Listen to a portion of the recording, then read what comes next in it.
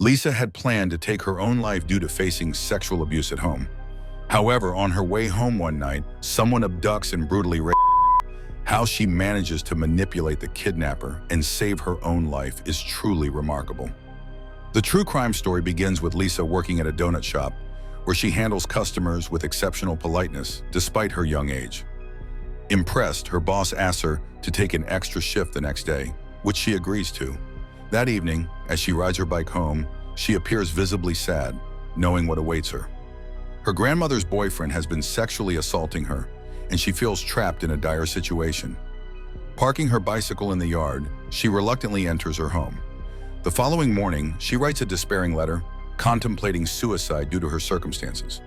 After sealing the letter in an envelope, she calls her sister Lori, who lives with their mother. Lori, concerned for Lisa's well-being, pleads with their mother to bring Lisa home from their grandmother's place. But her mother dismisses her concerns, insisting Lisa should endure the situation. Before leaving home the next day, her grandmother's boyfriend hugs her, making unsettling demands for her to return early. Despite the donut shop being busy, she handles the customers adeptly.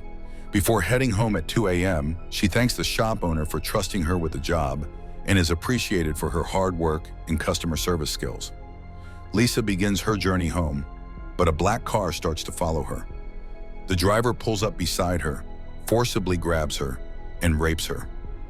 Afterward, he blindfolds her and ties her hands, threatening to take her to a more secluded location. Lisa cautiously peers from under the loosely tied blindfold, carefully memorizing her surroundings as the man drives her to a quiet apartment. There, he unties her hands but keeps her blindfolded. He orders her to undress and then drags her to the bathroom, commanding her to keep her eyes shut as he bathes her. He rapes her again and changes her clothes before tying her hands once more. Feeling increasingly trapped, Lisa recalls happier times spent with Uncle Jim and Aunt Carol. When the kidnapper inquires about her name and age, she lies, identifying herself as Carol, age 20. Enraged, he expresses misogynistic views, derogatorily referring to women. Meanwhile, Lisa's grandmother reports her disappearance at the local police station, stating she is 17 years old and should have returned home by 2 a.m. The police investigate her mother's residence, but her mother speculates she may have run away with friends. Worried sick, Lori informs the police as they are about to leave, expressing her belief that something terrible has happened to Lisa, as she would never willingly leave. Meanwhile, Lisa recalls the day she first entered her grandmother's home, where her grandmother bluntly informed her she would need to please the man of the house to continue living there. Suddenly, the kidnapper assaults her again, but she apologizes, trying to empathize by suggesting his girlfriend may have mistreated him, attributing his behavior to his own hurt feelings. She attempts to manipulate him by complimenting his appearance and gently touching his face. Subsequently, the kidnapper unties her hands and goes to fetch her a glass of water. Meanwhile, the investigation into her abduction begins, and the police visit her workplace to inquire about her departure time. The owner confirms she left on time and praises her as a responsible employee, making it unlikely she would disappear voluntarily. Aware of her melancholy departure, he suspects she may have considered self-harm. On the other hand, the kidnapper tries to be nice to Lisa by making a sandwich for her. At the same time, a news flash on the TV reports a teenager missing from Tampa, which enrages the kidnapper because Lisa had told him she is 20 years old. He forces himself on her, and she remembers her sister Lori giving her a stuffed toy as she left the house. Lori always knew what was happening to Lisa at Grandma's home and wanted her to stay strong. Afterwards, Lisa asks the kidnapper to let her use the washroom. Initially, he does not leave the washroom, but when Lisa insists that she can't go in front of him, he leaves. She locks the washroom, removes her blindfold, and carefully examines her surroundings, leaving her fingerprints on the mirror and toilet seat. By the time the kidnapper notices that she has locked it from the inside and starts banging on the door, Lisa opens it. To avoid his wrath, she asks him to bring her a glass of water. He sips water and gives some to her as well. But as soon as he falls asleep that night, Lisa carefully wakes up from the bed and reaches for the phone. Before she can dial it, he grabs her and is about to kill her when she pleads with him to spare her life. She remembers the time she begged her mom to let her return home, but her mother never listened or cared about what was happening to her at Grandma's home, because she believed it was the best life Lisa could have. Lisa shouted in her face that she deserved and would someday have a much better life. To save her life, she had to struggle and convince her rapist. Hence, she apologizes that she never intended to call the cops. She only wanted to contact her sick, independent father. She tells the kidnapper that she feels he is a good man, just like her father. Later that night, Lisa leaves her hairpin on the bed and has a flashback of herself and her sister visiting her at Grandma's home. At the same time, when the kidnapper asks if she has someone to take care of her father, she refuses. To save her sister from her grandmother's boyfriend, she had hidden a gun in the toy.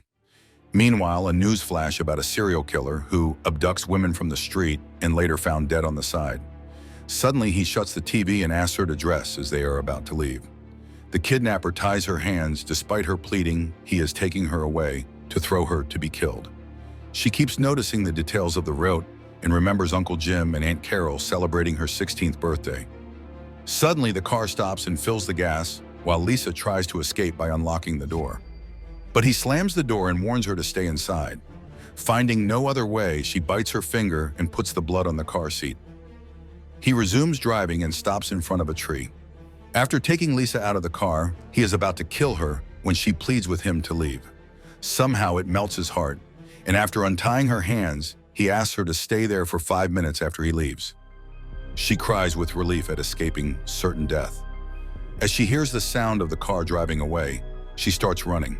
From the rearview mirror, the kidnapper sees her and returns to kidnap and kill her. But she hides behind a car, and he cannot find her. Lisa goes straight home and tells her grandma about the kidnapping. Instead of listening, her grandma doesn't believe her.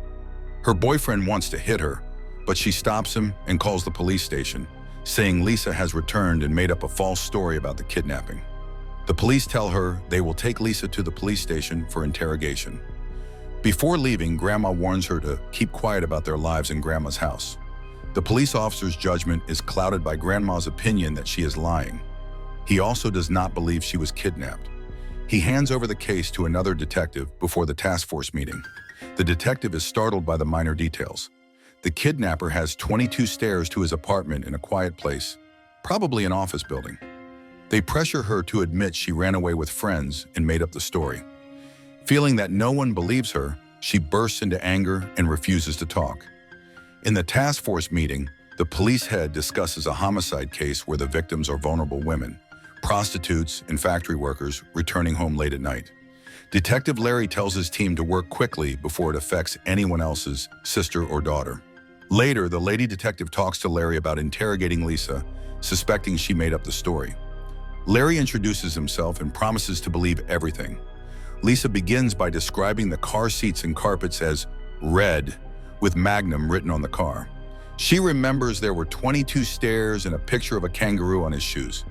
Larry is so impressed by the details she remembers, but he wants more information and needs consent from her parents. Meanwhile, when Lori discovers that Lisa has returned home, she tells her mom that Lisa was abducted and raped, but her mother doesn't believe it either. Detective Larry talks to Grandma's boyfriend, mistaking him for Lisa's father, and asks for permission for hypnosis, which he strictly denies, surprising Larry. Lisa helps the police make a sketch of the kidnapper, and when they finish, Detective Larry tells Lisa that her father denied permission for hypnosis. Lisa bursts into tears and tells Larry that the man is not her father, detailing her assault at Grandma's home. They quickly arrest him, and Lisa packs her things from Grandma's house, along with the letter she was about to leave that night before planning suicide. Detective Larry temporarily drops her off at Anna's home. But that night, Lisa fears the kidnapper has discovered she is living there and is about to come for her. She screams for help, but Anna calms her, reassuring her there's no one in the street. Next in the investigation, she tells Larry that she left her fingerprints in the bathroom on the mirror and toilet seats. There's a stain of her blood on the car seat. She shares that he dropped her off at 4 a.m. after stopping at a gas station. She was attentive to everything because the kidnapper had told her he would kidnap more women. Suddenly, Lisa remembers seeing this man around her workplace the day before the kidnapping. The next day, Larry suggests to the police chief that Lisa was targeted by their serial killer and wants to send in her clothes to the FBI for examination. Knowing the man could return to kill her, he hurries to get Lisa, and they relocate her to a safe house. He tells her to stay inside for the next few days, and that night Larry takes Lisa along with him for dinner with his daughter. His daughter works at a bookstore, and they have a great time together. The results of Lisa's clothing examination show that her kidnapper was the same serial killer they are looking for. They found the same red fiber on all the victims' clothes as on hers. Larry seeks Lisa's consent, explaining that her kidnapper is a serial killer and that it would be a great help if she can take them to the places she remembers he took her. They arrive at the place of her kidnapping, and after initial confusion, she starts crying. Later, she closes her eyes and rests her head on the car seat the same way he placed her. She guides them, recounting every turn and direction to the tree where the kidnapper left her. They distribute sketches that Lisa helped them draw of the kidnapper, and now they know he resides within a 2-mile radius. Until they find him, Detective Larry tells Lisa to stay at the police station, which she agrees to cordially. Meanwhile, several people visit the police station that night, and Larry obtains pictures of all of them. One of them matches the sketches. Meanwhile, Detective Wolf stops by a black car that matches Lisa's description of the kidnapper's car. He is possibly searching for a new victim, as his car is parked near prostitutes standing on the street. He cautiously approaches and asks to take a picture of the vehicle for an armed robbery investigation, which the kidnapper hesitantly allows before leaving. Detective Wolf reports to the police, who are now on high alert while he follows the car. That night, Lisa has another nightmare of the kidnapper grabbing her neck, but Larry reassures her that she is safe. Upon returning to the police station, Detectives Wolf and Larry show her pictures of their 6 prime suspects in the serial killings and her abduction and rape case. She now remembers her kidnapper's face clearly and points out the man with full certainty. That night, as patrolling police were already following the kidnapper within a 2-kilometer radius of a certain area of Tampa, they arrest him as he exits a hotel. The police instantly recognize him because the car's back seat has the exact bloodstain where Lisa told them.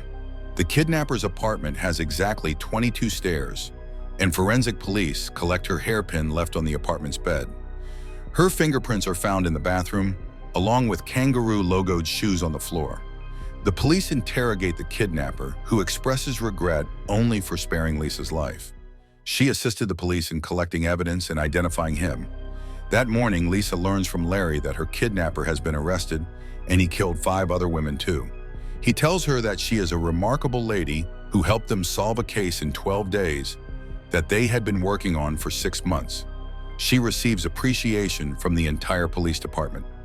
Afterwards, Lisa calls her sister Lori to tell her that she is fine and thanks her because it was her sister's love and kind words that encouraged her to fight for her life. Later, she tears apart the paper that she had written as her death note and collects her things to leave the temporary residence. Detective Larry offers her to live with his family, but she refuses because that could disturb a kind man's family life. At the same time, her Uncle Jim and Aunt Carol arrive to pick her up. They are too sad and sorry to know what happened to her and are ready to take care of her. Lisa starts living with them, enjoying the happy life that she deserves. She lets her mother know that she is happy now, and later she becomes a sheriff dealing with sex crimes. She lives for several years with her uncle and aunt before moving out, and now she has a lovely daughter and granddaughter. Larry remains her friend and appreciates her as the #1 hero of his career. The movie ends here.